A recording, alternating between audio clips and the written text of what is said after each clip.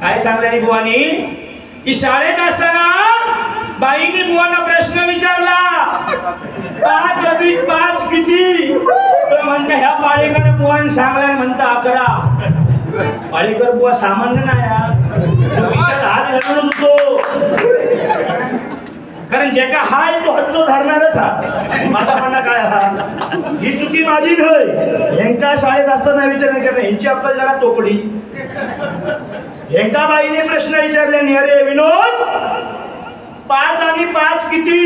ह्या गुलामान खिशात हात घातले, ते बाहेर काढलेले ना ते मोजता मोजता 11 झाले, त्याच्यामुळे ते 11 झाले. पण माका पण बाईने प्रश्न विचारले, अरे शुभम 5 आणि 5 किती? यांच्यासारखं मी सुद्धा खिशात हात घालवतोय, पण मी आपल्याला नाही सांगलं. बाईंना लहानपणी बसून हुशार बाईंना सांगलं नाही 5 अधिक 5 10 म्हणून सांगले नाही, 11 म्हणून नाही सांगलोय, 1100 म्हणून सांगले. 1100 किती सांगलंय? यांनी फक्त 11 सांगलं नाही, मी 1100 म्हणून सांगले. 1100 बाईक सातच्या जागी पहिले अटॅक किलो तर म्हणता हे 1100 कसे काय? हातचो धरून खालचे 2 मधलं 0 वाढवले.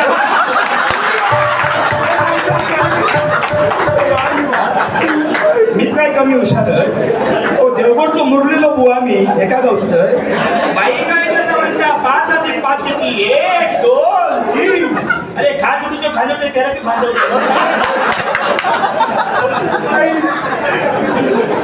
अरे गुलामा तुझं नाव असं विनोद, विनोदाचं बादशाह सिंधुदुर्गाचं वाघ. या वाघात जुना कोणाचं तरी काम नाही. जेवढे विनोद मागा बोलशे तेवढं कर्मन तू मरणार सध्या. तुझे विनोद आणि माझी धमाल, तुझो पैसो माझी कमाल. या लक्षात ह्यो हुशार, ह्यो बोट चालवणार ना. एका बाईने प्रश्न विचारले, ह्यो बाईंचा विषय काढला ह्यो कर्मन मारणारा वा. एक वेळ ही राज सरात पण ह्या तोंड सरणारा ह्या गाठाला गाठा तो तांडेला होडीवर. बाईंनी अगोदर ओळखून गेली की ह्यो भविष्यात पुढे काय करू शकता, ह्यो बोटच चालवू शकता. मग त्या संदर्भात एका प्रश्न विचारला बाईंनी, अरे बोलो विनोद 100 रुपयाचे 10 बांगडे किती? 100 रुपयाचे 10 बांगडे तर 1 बांगडो कसो पडलो? या माणसाने बाईंना सांगल्या, बाई 100 रुपयाचे 10 बांगडे तर 1 बांगडो कसो पडलो? पिशवी फाटली म्हणून त्या खाली पडलो.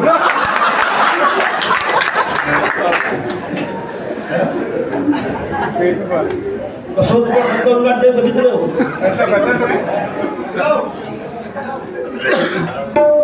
पैसे नंतर दे, जरा मला थोडी लिंक लागली तो पण एका घराडावरून घेतोय, मग काय तर बघूया. वा एक लक्षात ठेवा, ही छत्रपती शिवाजी महाराजांची भूमी आहे. आरेश्वर नागेश्वर मुक्तेश्वर भराडी देवी राधाकृष्ण मंदिर, या मंदिराचे आपल्याला उंच उंच काळात पाहायला भेटत. कोणची कृपा आहे? तर माझ्या छत्रपती शिवाजी महाराजांची कृपा आहे. छत्रपती शिवाजी महाराजांच्या गाण्याने या ठिकाणी सफर करतो. मरण जरी आलं तरी ते ऐकत असावं. फक्त पुढच्या जन्मी आपली एकच इच्छा, आपलं दैवत हे छत्रपती शिवाजी महाराजच असावं. छत्रपती शिवाजी महाराज.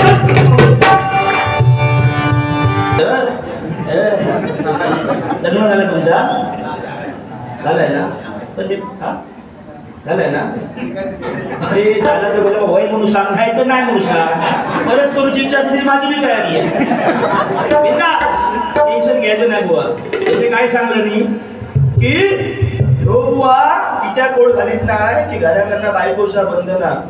बुवा माझं शिक्षण BA, तुमच्या माहितीसाठी सांगतो, पण मी तरुण भावांसाठी सांगते. कॉलेजचं कॉल एवढं वाजवलं ना की ते का तोडणार तो पाणी जाळून टाकला. आई शपथ तुमका सांगते, यांनी सांगायला म्हणून तुमका सांगतोय.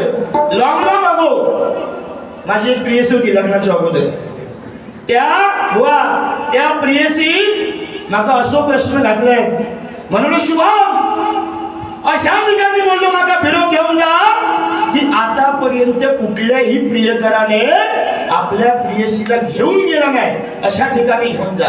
म्हटलं ठीक आहे, तुझा चॅलेंज म्हटलं मी स्वीकारतो, काय काळजी करण्याचं काम नाही म्हणत. कॉलेजला गेले, कॉलेज सुटला आणि माझ्या मोटरसायकलवरती बसवलं, म्हणजे बाईकवरती बसवलं आणि मी माझ्या गावामध्ये घेऊन आलो. गावामध्ये घेऊन आलो, पालखी एका झाडाखाली लावली आणि 5-10 मिनिटं चालत चालत त्या सड्याने आमच्या गावाच्या मसवडीच्या नेऊन त्या चौथऱ्यावरती नेऊन तिला बसवली. 5-10 मिनिटं गेली आणि ती प्रियसी मला विचारते, अरे शुभम, हे बोललो काय आहे? तिने मला विचारलं. तर अगं म्हटलं, तू मला प्रश्न घातला होतास की अशा ठिकाणी बोललो मला फिरायला घेऊन जा की आतापर्यंत कुठल्याही प्रियकराने आपल्या प्रेयसीला घेऊन गेला नाही, अशा ठिकाणी घेऊन जा. याबो म्हटला, ही पोरा म्हटला आमच्या गावची म्हटला मसवती आहे, मसवती, आणि त्या मसवतीचं म्हटलं एवढं सांगतो हा. तुला पोर माका विचारता ह्या चौथऱ्या ते का काय सांगितलं माहितीये काय? अगो पोरा, ही म्हटलं आमच्या गावची मसवती आहे, ह्याच म्हटलं मसवड जेवसाठी लोकांका मरोचं लागतं. मी तुका म्हटलं तिथे पण घेऊन येईल, ह्योच म्हटलं फरक. आणि ह्यांची पण प्रियसी होती. बुवा वाईट वाटून गेलं, चांगलं सांगणं. ह्यांची पण प्रियसी होती. कोण काय मागा तुम्ही सांगा.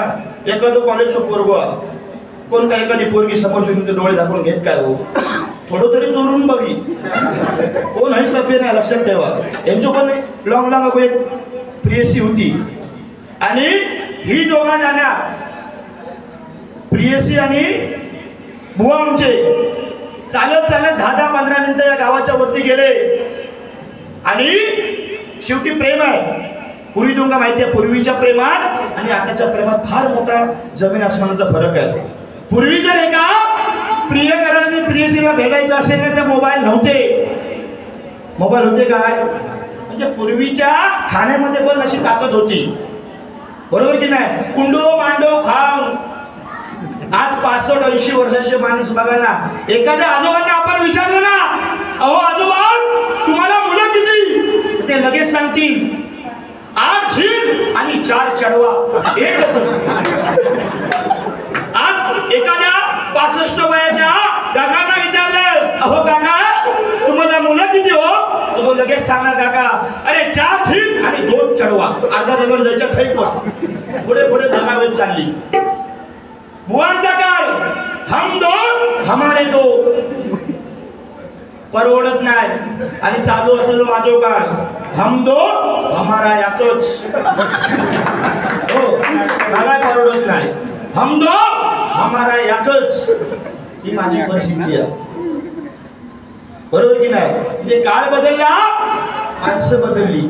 फाटके पूर्वी जर एखाद्या समाजामध्ये ना, पूर्वी जर एखाद्या समाजामध्ये जायचं असेल तर फाटका एखादा शर्ट किंवा जर पॅन्ट असेल ना, तर ते आपण शिवून घालून जायचो, बरोबर की नाही? पण या कलियुगात फाटक्याची किंमत वाढलेली आहे. जेवढा फाटका असाल बघा ना, मार्केटमध्ये जा, चांगलीचीच असेल तर तिची किंमत 1000 रुपये आहे. पण डोकरार फाटलेली ढोंगणार जर खाली पॅन्ट असाल तर त्याची मार्केटमध्ये तिची किंमत 2000 रुपये आहे. म्हणजे फाटक्याची किंमत बुवा वाढलेली आहे. तुमच्या माहितीसाठी सांगतोय, कारण हे कलियुग आहे. फाटक्यात जास्त डिमांड.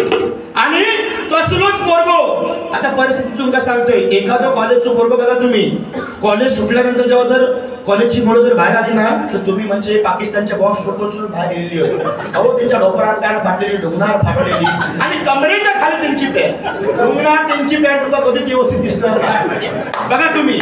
आणि एखाद्या मुलाची कंबर जर 3ची असेल तर त्याच्या कमरेवरची जीन्स 34 नंबरची असतात, बघा तुम्ही. प्रयत्न करा, निरीक्षण करून बघा.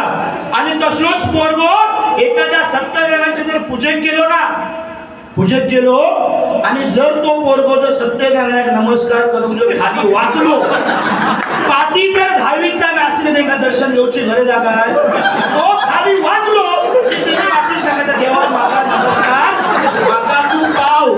हे उघड्या डोळ्यांनी माता जे का हे काय समोर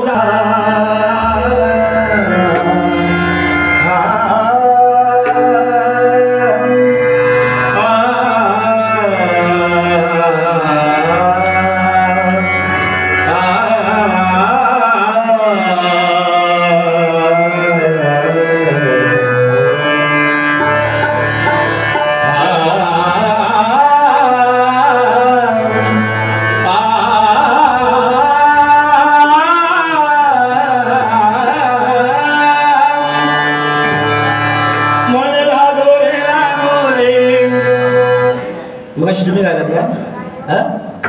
त्याच्यामध्ये आता आठवण झाली म्हणून बुवा मी काय माहिती मी भजनाचा बुवा बेस बदलत नाही. तुम्ही जे जोक्स मारला त्याच्यावरती मी रिटर्न केलं आणि जो तुम्ही नोटिशन घेतला सॉरी प्रार्थना ती मला वाटतं शिवरंजनीमध्ये होती. मन लागू रे हा शिवरंजन तेच बोलतोय मी की हा तेच बोलतोय की तुम्ही तो राग गायला त्या रागाची मला आठवण झाली म्हणून ही झलक मारली आहे आणि त्याच रागामध्ये मी बुवा या ठिकाणी तुमच्या समोर कृपावर सादर करणार आहे.